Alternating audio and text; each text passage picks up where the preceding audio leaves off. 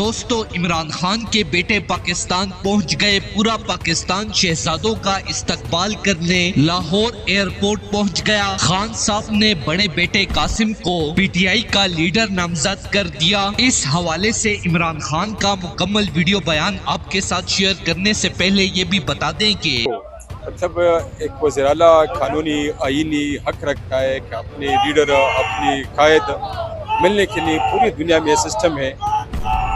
اگر ہم جب بولتے ہیں کہ مطلب یہ اچھا نہیں کرتے ہیں، پھر وہ کہتے ہیں، ہم پوچھتے ہیں ایک کرنل کی حیثیت، ایک حوالدار کی حیثیت کیا ہے کہ وہ سی ایم کو کہہ دے کہ آپ ملاقات نہیں کروا سکتے۔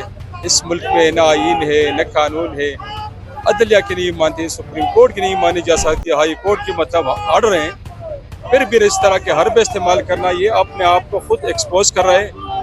عوام کی اس سے نفرت بڑھ جاتی ہے، نہ کہ ان کی سے مطلب لوگوں کے دل کی وہ عمرانی کرتے ہیں۔ وہ جو اندر بیٹھا ہے یہ دلوں پہ راج کرتا ہے لوگوں کے، اور بھی اس سے لوگوں کی محبت بڑھ جاتی ہے۔ اس سے ہم کمزور نہیں ہو سکتے، ہماری ارادے اور ہمارے حوصلے ہمارے جذبے اور بھی بڑھ جاتے ہیں۔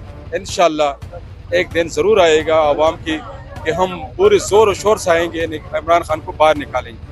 دوستو جیسا کہ آپ کو پتا ہے کہ عمران خان نے 2 دن پہلے اپنے بیٹوں کے ساتھ اللہ الرحمن الرحیم ایاک نعبد و ایاک نستعین۔